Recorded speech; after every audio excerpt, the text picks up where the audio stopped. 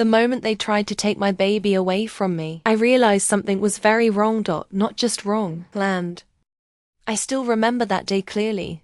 I was standing in the hospital room, holding my newborn in my arms. He was quiet, peaceful, too small to understand what was happening around him. But I did, because the way they were looking at me wasn't normal. My mother-in-law stood near the door, arms crossed, watching me like I didn't belong there. "This isn't right," she said coldly. I frowned. "What do you mean?" I asked. She didn't answer directly. Instead, she looked at my husband. And that's when I noticed something I hadn't seen before. He wasn't looking at me. He was avoiding my eyes. The truth didn't expose me. It exposed them. The room felt heavy. And as I walked out of that room, like something had already been decided, I felt free. Because no matter how loud a lie is, his voice low, truth only needs one moment might not be to change everything. Everything stopped. Truth. My breath. My thoughts. Everything. I looked down at my child, then back at him. "What did you just say?" I whispered. But deep inside, I already knew. This wasn't doubt. This was an accusation. And what I didn't realize yet was that they weren't just questioning me. They were about to take everything from me. For a moment, I couldn't even react. It felt unreal. Like I had stepped into someone else's life. "This has to be a joke," I said, forcing a weak smile. But no one laughed. No one even moved. My mother-in-law stepped closer. "We've had our doubts for a while," she said. "Doubts?" My chest tightened. "What doubts?" I asked. She looked at the baby, then back at me. "He doesn't look like our family," she said. I blinked, trying to process what I just heard. "He's a newborn," I replied. "What are you even saying?" But they had already made up their minds. "This isn't about looks," my husband added quickly. "Then what is it about?" I asked. Silence. Heavy. Uncomfortable. Then he said it.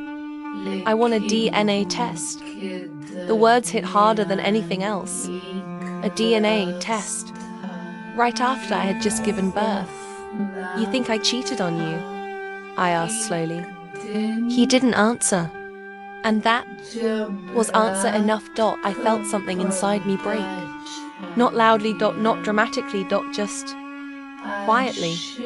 Because this wasn't just about trust anymore.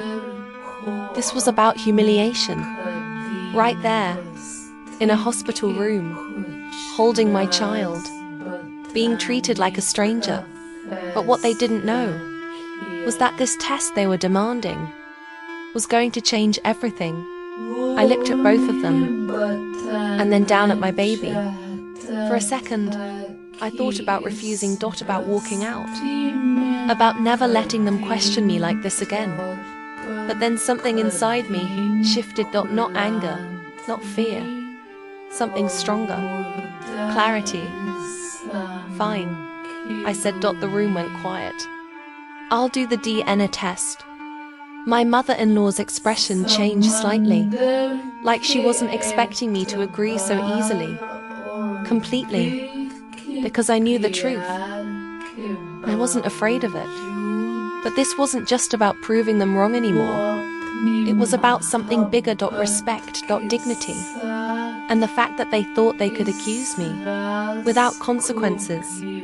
"When do you want to do it?" I asked calmly. "As soon as possible," my mother-in-law replied. Of course, they were eager, confident, certain they were right. But as I sat there, holding my child closer, I realized something important. They thought this test would expose me. They thought it would take my baby away from me. But they had no idea that the truth was about to expose them instead. The test was scheduled the very next day. No delay. No hesitation. They wanted answers fast. I arrived at the lab early, my baby wrapped gently in my arms. The room was cold, quiet, clinical, but the tension between us was anything but calm. My husband stood on one side, his mother right beside him, both of them watching me, like I was already guilty. The technician explained the process. Simple. Swabs. Samples. Verification. Both parents need to be present, he said. I nodded. My husband stepped forward, confident, like he already knew the result. And that's when something strange happened. The technician looked at him, then back at the form. "Can I see your ID again?" he asked. My husband frowned slightly. "I already gave it," he said. "Yes," the technician replied. "But I just need to confirm something." A small moment, but it felt off. I noticed it. The hesitation. The way the technician double-checked the details. Then he glanced at me. Briefly. Like he wanted to say something. But didn't. "Everything okay?" I asked. He forced a small smile. "Yes, just procedure." But deep down, I knew. Something wasn't right. And whatever it was, this test wasn't going to go the way they expected. First from the baby. Then from me. And finally, from him. Check the forms again. Too carefully. Or like he already knew how important this was going to be.